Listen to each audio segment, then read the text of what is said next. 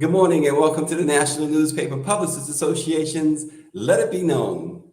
It is Wednesday, March 2nd, 2022. The House of Representatives has passed the Emmett Till Anti-Lynching Act in an overwhelming bipartisan vote, which would finally declare lynching a federal hate crime. In 1955, Emmett Till, a young black teenager, was kidnapped and brutally tortured, all for allegedly whistling at a white woman.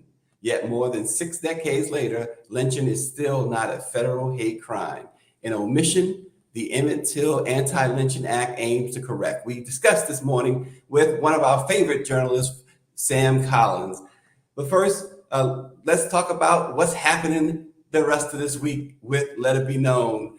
Disney Dreamers. We begin with this program, and be sure and join us tomorrow and Friday live from Disney World, Orlando, Florida, when we attend the Disney Dreamers Academy and Educational Mentorship Program created and hosted by Walt Disney World Resort, marking its 15th year of broadening career awareness and creating exclusive opportunities for Black students and teens from underrepresented communities across America. The program introduces the Disney Dreamers to an array of new immersions designed to continue to foster the dreams of young leaders beyond imagination, including career building workshops, networking sessions, mentorship connections, and introductions to future professional opportunities at the Walt Disney Company and beyond. So let it be known, we will be there beginning tomorrow and on Friday live from Disney. Let's bring on now journalist extraordinaire, Sam Collins. Hey, Sam. Peace and blessings. How are you? Man, it's always good to see you. Likewise. So, Sam, we start this morning in the news when President Joe Biden took to the podium for the annual State of the Union address. It marked the first time that two women, Vice President Kamala Harris and House Speaker Nancy Pelosi, sat on the dais for an official address. The president began by addressing, of course, the elephant in the room, or at least the one in Eastern Europe. He declared that the West had united in tackling Russia's invasion of Ukraine, noting that America would join a host of nations in banning Russian aircraft from its airspace. Domestically, the president spelled out his goal of putting a lid on inflation. He proposed cutting the cost of childcare, noting that those living in major cities pay as much as $14,000 per child each year. But Sam, here's the biggest takeaway for Black America. Where were we? Where were we? And I don't think that speech was for us. I think the speech was more so to solidify the U.S.'s position in the world as the chief of the world, to be frank. And, it's very telling that President Biden started the speech by talking about Ukraine, which for all intents and purposes is a proxy war, and not to rain on the Ukrainians' fight for self-determination, but the United States does not support any fight for self-determination without reason. And if you look geopolitically at what has happened between NATO and Russia over the last few years or so, and inclusion of countries around Russia into NATO, then you see why the United States feels the need to support Ukraine.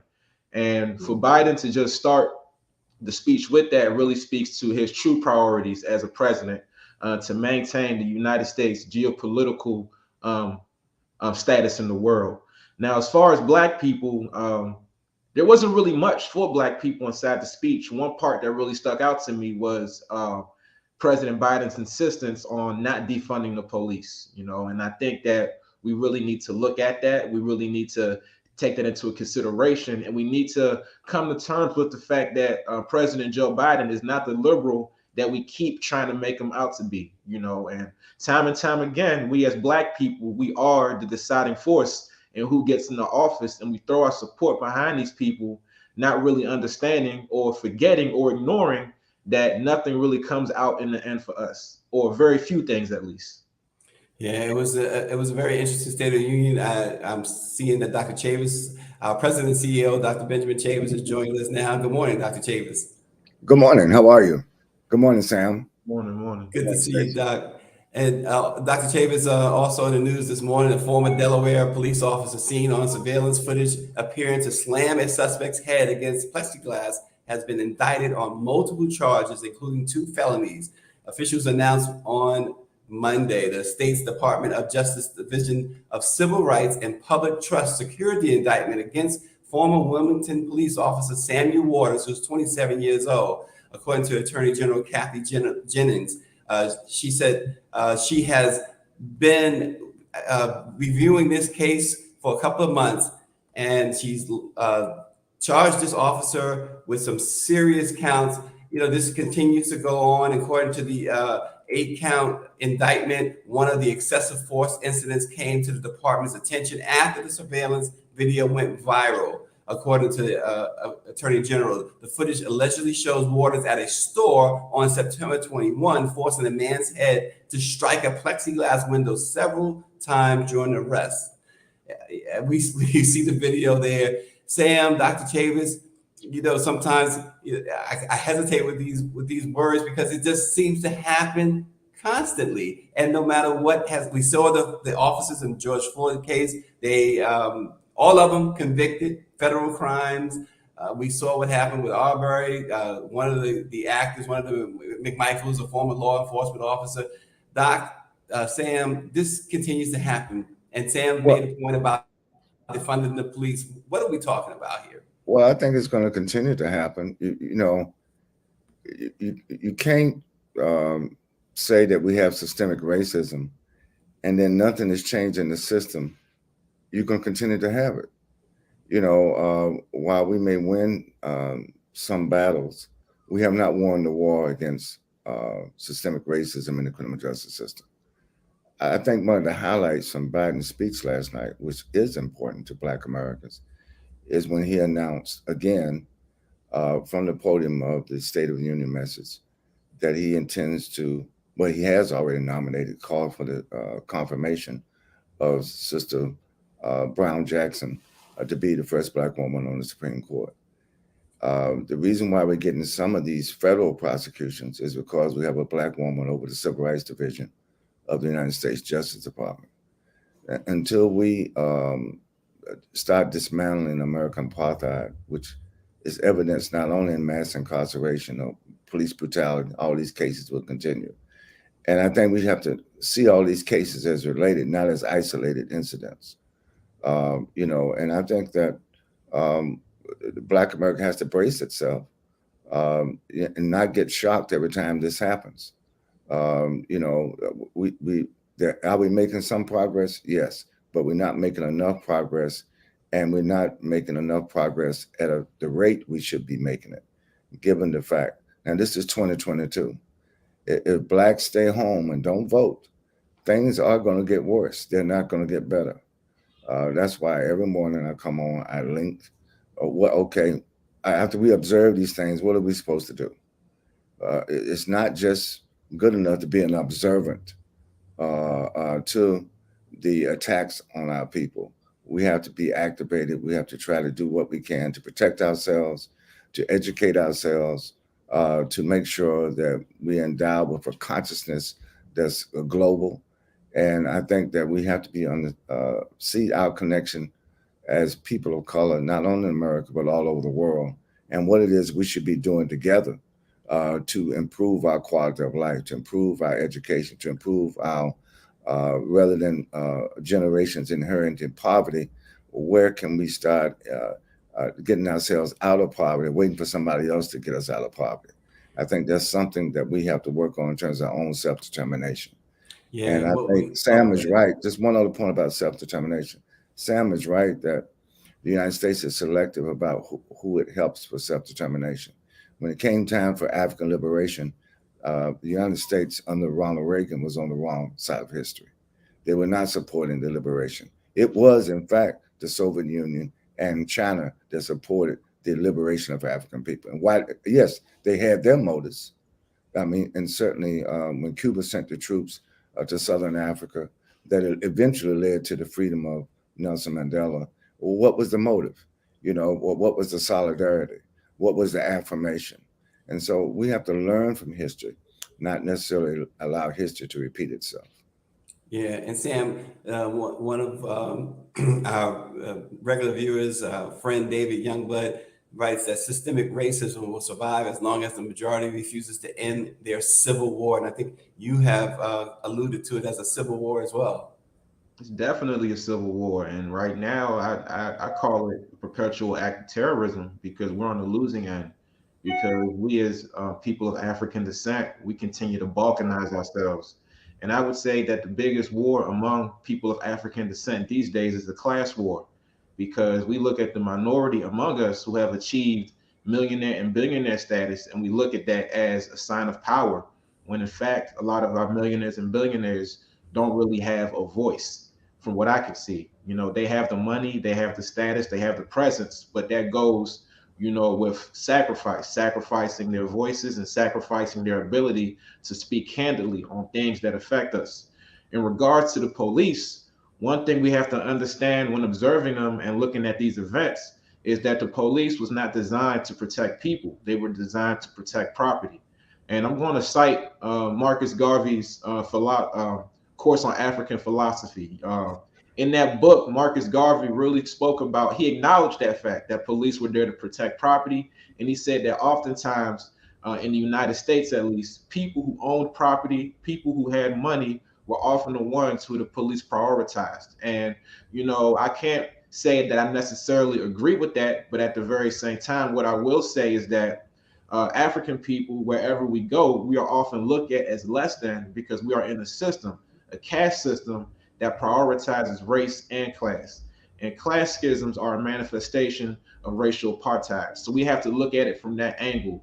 Are the police exactly designed there to protect us? And I continue to say no. So that begs the question of what will prosecutions continue to do? Not that I am against them, but it's just that we have to look at the bigger picture in terms of why the police are here and what is their inherent purpose.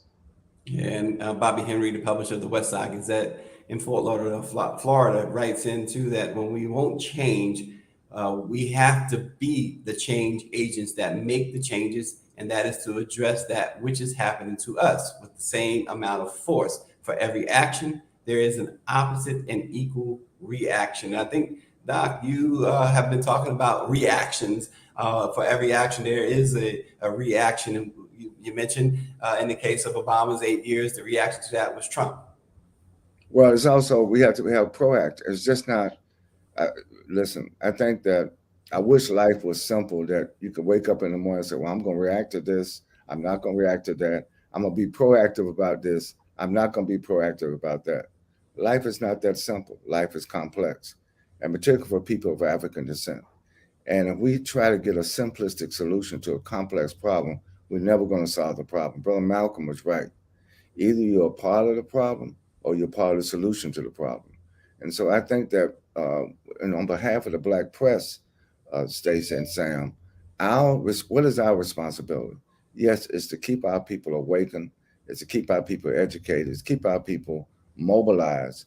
But at some point, we do have to also build coalitions, and we have to find ways to collaborate. And sometimes incremental progress is better than no progress at all.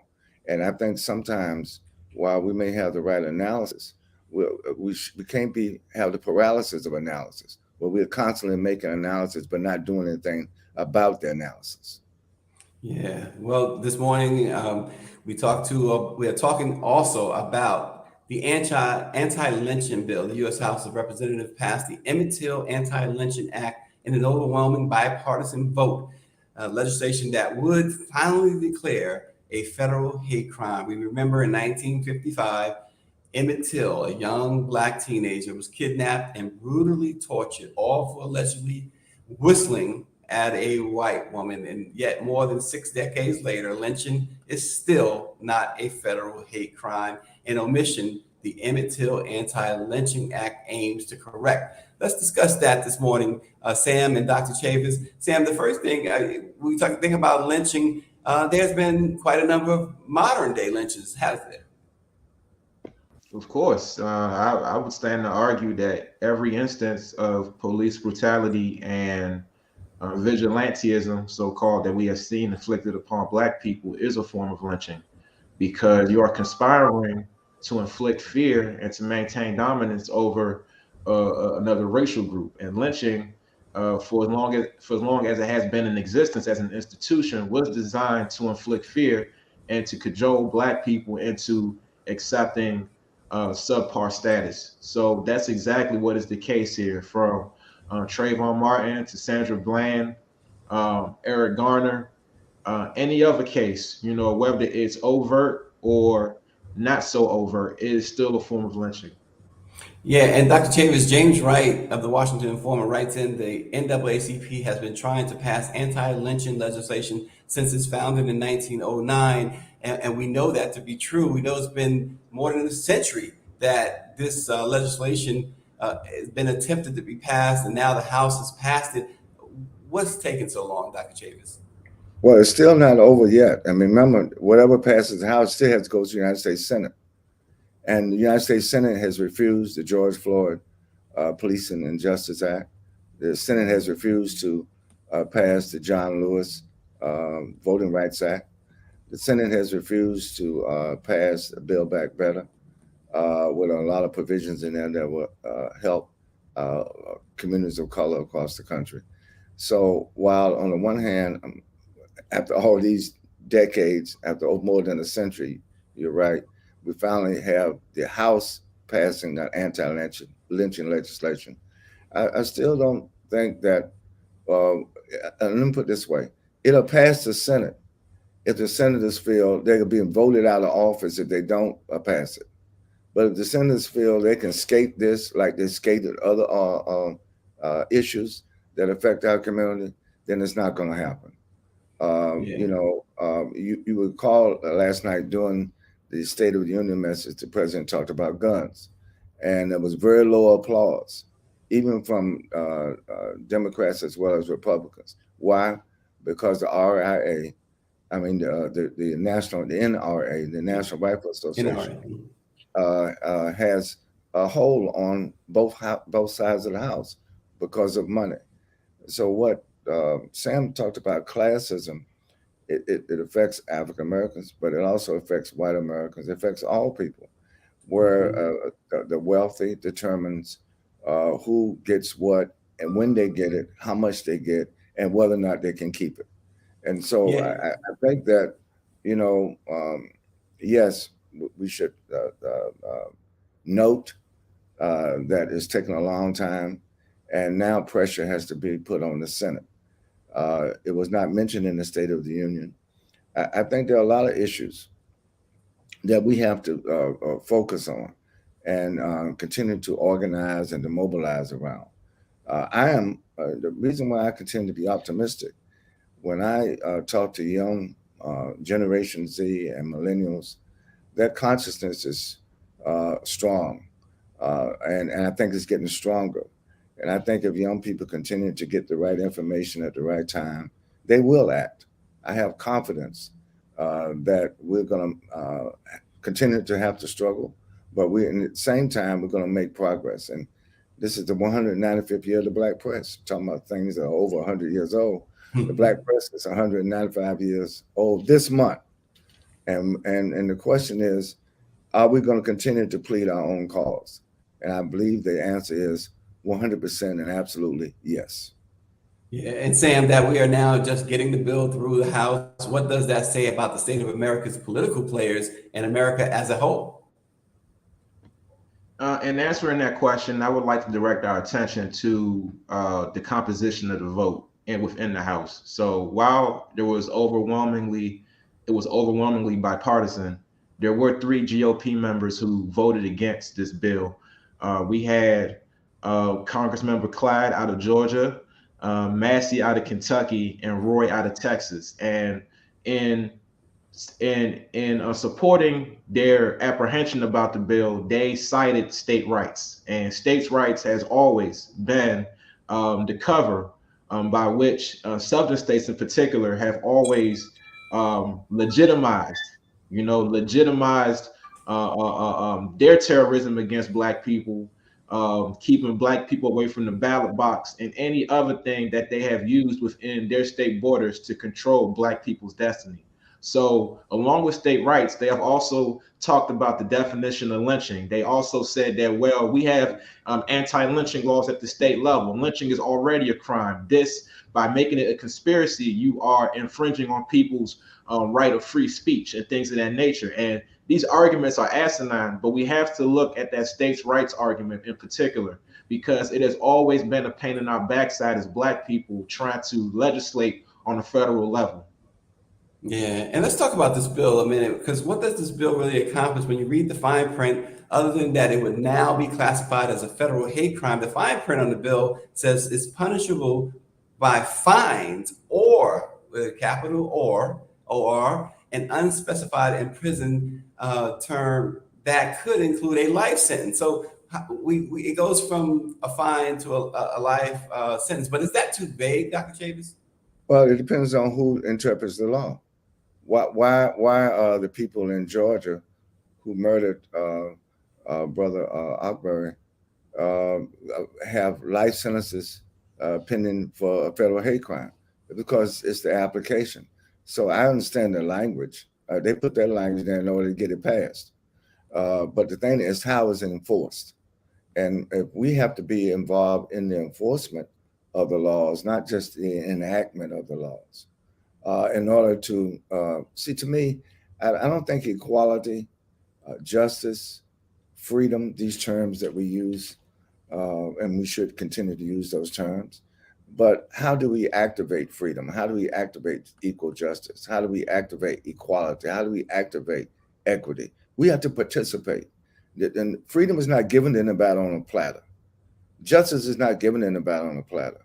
That's something we have to demand. That's something we have to struggle for.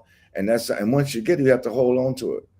The Voting Rights Act was passed in 1965, but since 1965, it has been eroded year after year. And this coming Sunday, thousands of people will be in Selma, Alabama, to march across the Emmett Till Bridge again. And they're going to march from Selma this time all the way to Montgomery to dramatize voting rights, not just in Alabama, but all over the United States. Again, Malcolm X had it right. When it comes to the South and Black folks, it's the whole, anything south of the Canadian border. The whole country is up south and down south and west south and east south. And the question is, it is what Black people and other communities of color, what we do around these issues that will make the lasting difference. So yes, if the Senate passes it, that's another big if, Stacey. If the Senate passes what the House passed, will it make a difference? Yeah, it will make a difference. But, we're a long ways from that. It took over 100 years to get a House bill passed. How long will it take to get the Senate? We have to put pressure on the Senate. And we don't have enough persons of color in the United States Senate. So we got homework to do in our community around these issues. Yeah, and Sam, this passage of the Emmett Till Anti-Lynching bill, is this a win for Democrats, or better yet, will the public view this as a win for Democrats? I think it can be a win depending on how the Democrats, fashion it. But at the very same time, there are other issues on our plate as far as our conditions here in the United States. And, you go back to the passage of the bill versus its implementation, and, how does that look like? And, leaving it to the discretion of the judiciary, on the federal level, begs a lot of questions. And, we would just have to wait and see. But as far as it being a win, I think, right now it is a win.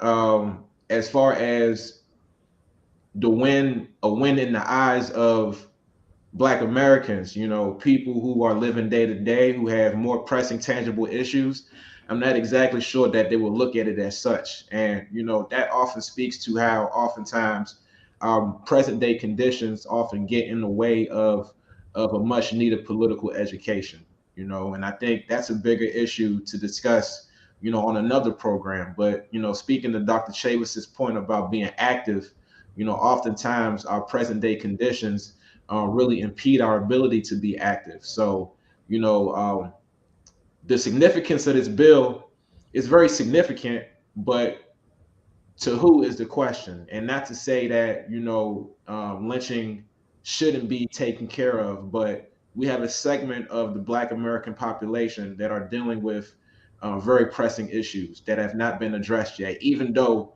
the Biden administration says they cut childhood poverty by half, whatever that means. Yeah, yeah. So Dr. Chavis, as you said, it has to get through the Senate. We'll see what happens in the Senate. So what are you looking for as far as the Senate and the makeup of the Senate? We know that it's 50-50, right? We know that we also have Senator Joe Manchin and Kirsten Sinema, though they're Democrats, they have on big issues, especially issues affecting African Americans, they have tended to side with the Republicans, taking away any advantage Democrats have had. Well, I think it's time for us to build coalitions enough that we need to take some of these senators, some of these intransigent senators out. You know, we should not let them get reelected over and over again. Same thing on the House side. While everybody's bracing themselves for the Republicans to retake the Congress, I think that's incorrect. I think what we should be mobilizing and activating ourselves is towards to gain ground, not to lose ground. You know, it starts in your own mind. If we go into 2022 thinking we're going to lose ground, we will lose the ground. But if we go into 2022, say, yes, we have this challenge. This is what we need to do to rise to the occasion. I just talked to my brothers and sisters in Texas over the last several days. Early voting is going on right now in Texas, but there's extremely low voter turnout. And what Sam said is correct. Why is there low voter turnout in a place where we should be rising up to overthrow the voter suppression? It's because of all the impending contradictions of poverty, the impending contradictions of just trying to how am I going to make it every day in life. And that will not only divert your activity, but it will also consign you to a situation where you know you may need to respond, but you're inhibited to respond because of the life-threatening social conditions, economic conditions, and sometimes we turn on each other as a people, which is also part of the miseducation and the mis-socialization that too many of us are still going through in 2022. But overall, we got to keep pushing. We shouldn't be dissuaded. I think what is going on now with low voter turnout, that's a signal. We can't wait till the fall and then everybody's talking about GOTV. We need to be talking about that right now. Yeah, Dexter Evans writes in that these people voting against this type of law are the same as always: old, hate, and they do it to create fear. Sam, a final thought on that? As far as final thoughts, what I will say is that, you know, I too am looking into the future. I'm looking at how we can best organize, and we got to look at politics as a holistic game. So in terms of what I said earlier about educating people, we got to build infrastructures. And I say this time and time again, infrastructures where we are taking care of ourselves. And that would include, you know, overcoming our class differences and really helping people who have the means to understand that, you know, it's incumbent upon them to create or to help create infrastructures and institutions that would alleviate the pressures felt by all people of African descent, because our condition is collective. One person making it does not equate to the entire group making it. And in terms of the legislation, I'll be honest with you, I don't really see it passing through the Senate. You know, as far as changing the Senate, you know, there are elements within the Senate that, even though they are blue, they are still shades of purple. You know, I still hold steadfast to the understanding that the Democratic Party is full of moderates who will flip the switch at any given point just to appease their political ambitions. So we got to take all of that into account when we're talking about who to bring into office or who to throw our support behind, because we as Black people are very politically immature. And I will go on record saying that, because we continue to vote with emotions. We continue to vote for people and throw our support behind people who give us kind words during election time, but we don't look at the total game, and we capitulate instead of coming to the table knowing that we have power. And that's where it all starts, knowing that you have power and acting on it as a unit, regardless of class and whatever else divides us. Well, Sam Collins, as always, we really appreciate you. Dr. Chavis, naturally, we appreciate you, our president and CEO. Don't forget to join us tomorrow and Friday, very, very special editions of Let It Be Known as we come to you live from Orlando, Florida. Join us tomorrow and Friday right here. Thanks for joining us, and we will see you in Florida tomorrow.